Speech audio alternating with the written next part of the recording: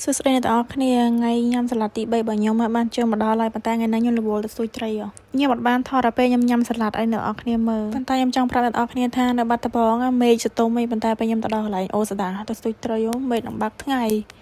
តែស្មាបាក់ថ្ងៃមានណាចុងក្រោយភ្លៀងតាហើយផ្លូវក៏មានឧបសគ្គច្រើនទៀតនិយាយពីកលិចកលុកចូលផ្លូវនឹងសបូកោយុនជីពេកខាងក្នុងគេធ្វើស្រែធ្វើអីអញ្ចឹងណាបានជាផ្លូវនឹងកលុកកោយុនបាក់ចុះឡើងចិត្តទាំងហើយមេឃភ្លៀងរហូតទៅវាឡើងបបាច់ហ្មងហើយមិនចិត្តណាទាំងអស់គ្នាជិះម៉ូតូពីផ្ទះទៅដល់កន្លែងហ្នឹងប្រហែលជា40នាទីអីអត់មានប្រហែលទេគឺ40នាទីនឹងឯងបើសិនជិះយឺតប្រហែលចូល1ម៉ោង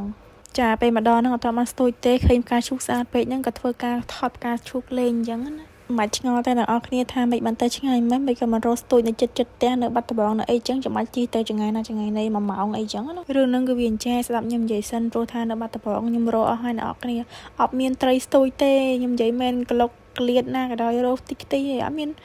និយាយរំទៅគឺមានបន្លាយតែអត់មានត្រីពេលស្ទួយហ្នឹងគឺត្រីអត់ស៊ីហ្មងខ្ញុំអត់ដឹងថាវាមកពីអីចាខ្ញុំថតចុះថតឡើងហ្នឹងក៏ប្រុសស្អាតគេថាមើលដាក់អំប៉ុសមកមានណាសង្ហារបស់គេវាយសវិនតាវាយសអីទៀតម៉ែកូនមនុស្សនៅក្រៅរៀងខ្ពស់ដែរតែពេលថតចឹងទៅឃើញឡើងកតាញ់តាញ់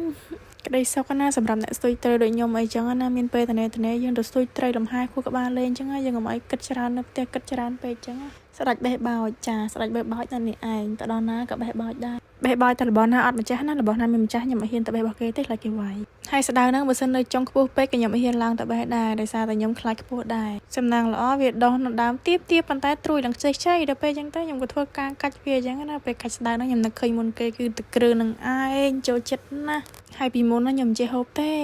ម៉ែខ្ញុំអីក៏ថាចេះញ៉ាំតែកូនអាហ្នឹងថ្នាំតើកូនថ្នាំញ៉ាំទៅអូចាសុំតមីលីញ៉ាំទេពេលដល់ទៅគ្រឿងម្ដងចឹងស្អប់ណាស់ស្ដៅនឹងដល់ពេលធំឡើងអ្នកទាំងអស់គ្នាអូនិយាយពីថាចូលចិត្តនិយាយពីថាបានទៅគ្រឿងបានផុកអីមកជាតិមកអូអាជាតិថ្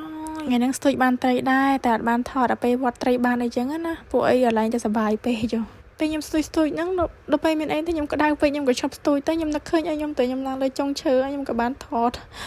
តែសភាពថតអីណានៃអាផ្កានេះមិនដឹងផ្កាស្អីទេនឹងលឿងថតនេះថតនោះនិយាយរំទៅរំលឹកអនុស្សាវរីយ៍ដែរការខ្ញុំទៅធ្វើការនៅថៃណាបងប្អូនគ្នាខ្ញុំធ្វើការនៅសួនតារ៉េខ្ញុំឡើងនឹងកប់ចុងនិយាយមែនតើណាបានកុហកទេហើយដើមតារ៉េហ្នឹងមានអាយុកាលប្រហែលជា70 ឆ្នាំម្ចាស់គេហ្នឹងនឹងចាស់អស់ហើយការហ្នឹងគីឡូខ្ញុំស្គមទេគីឡូខ្ញុំ47គីឡូហ្នឹងហើយខ្ញុំឡើងអត់មានរញើតជើងទេចាដល់ពេលលើខ្ញុំថតខ្ញុំឡើង50គីឡូ70ហើយចឹងទៅពេលខ្ញុំឡើងខ្ពស់ចឹងខ្ញុំចេះឲ្យញ័រហើយពិបាកក្នុងខ្លួនវាដូចយើងស្គមបើថាការស្គមវិញដូចស្វាចឹងហក់ចុះហក់ឡើងគ្មានខ្លាចទេពេលថ្ងៃឡើងអីហ្នឹងបាត់ខ្ញុំមិនបាច់រត់ទេនៅចុង7ទឹកចុងកទួតចុងអីនោះអត់ដែរតនេហ្មងប៉ុន្តែឥឡូវនោះអ្នកនរគ្នារៀងស្រាវដែរហើយដើមឈើនេះពេលថតទៅដូចឃើញខ្ពស់តែប៉ុតមិនខ្ពស់អីទៀបហ្នឹង